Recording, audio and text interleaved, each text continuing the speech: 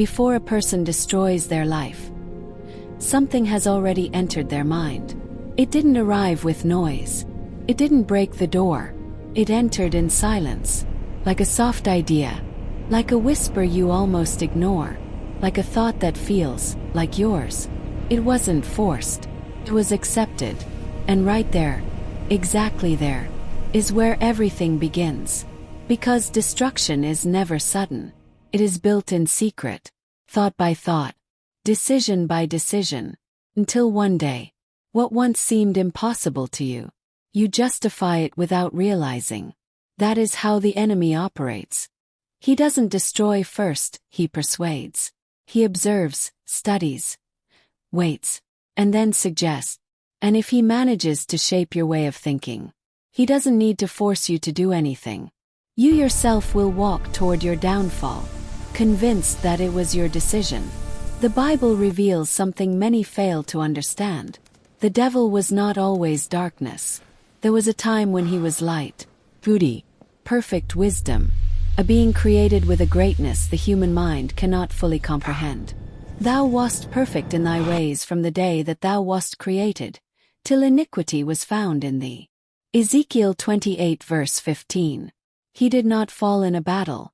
He did not fall because of weakness.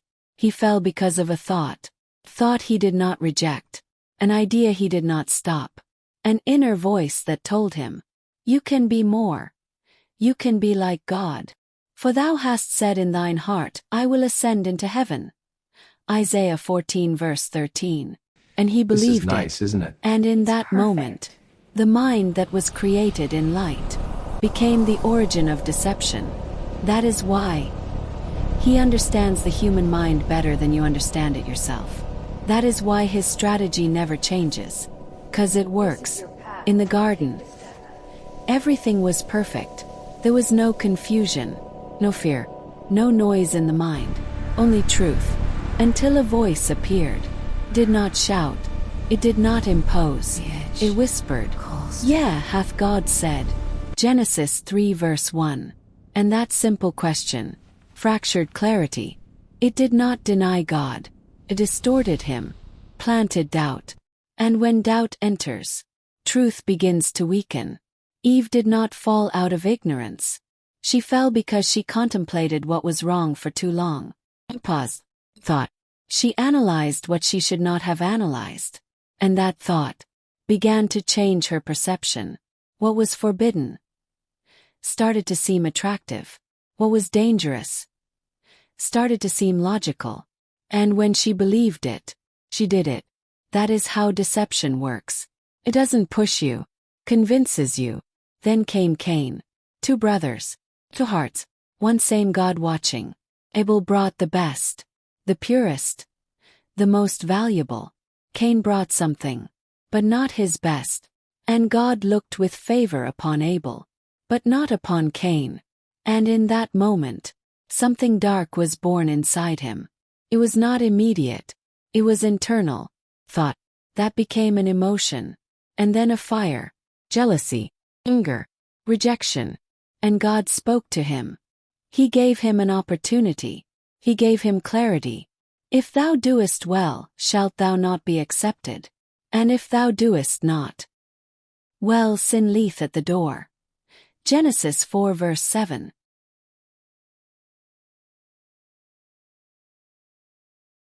It was a divine warning. It was a moment to stop, to master what he was feeling. But Cain chose to feed the thought. He repeated it in his mind. He justified it. He let it grow, until that thought became the first act of death in human history. The first murder did not begin in the hands. It began in the mind. That is the power of a thought. Then came Judas. He walked with truth, looked into the eyes of Jesus, saw impossible miracles, ate with him, heard his voice, and even then, the devil having now put into the heart of Judas Iscariot to betray him. John 13 verse 2. It did not begin with betrayal. Began with an idea, a suggestion that seemed logical, and he agreed. That is all the enemy needs, your agreement. But there is also another side. the side of God, because God also speaks to the mind. And there are moments where divine discernment breaks deception. Like when King Solomon faced two women, You still have a both choice. claiming to be the mother of the same child. The There was side of no God. evidence, no witnesses, Because God speaks but to the God mind gave him too. discernment. And Solomon said, "Divide the child in two." And in that instant, the true mother reacted. She preferred to lose the child, rather than see him die. And that is how the truth was revealed. That is discernment.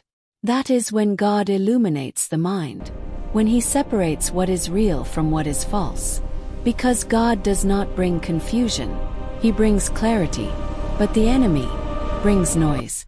And today, that battle still exists inside every person. It happens in silence, in thoughts no one hears. A man looks at a woman, and in his mind he does not see her as a person. He reduces her, distorts her, and a thought appears. You can take what you want. Then another. No one will know. She provoked it. It's not that serious. And if that thought is not stopped, repeats, grows, it becomes disordered desire, until the mind justifies the unjustifiable. And what began as a thought ends in an act that destroys one life and marks another forever. Because even the darkest violence began as an idea. The same happens with theft.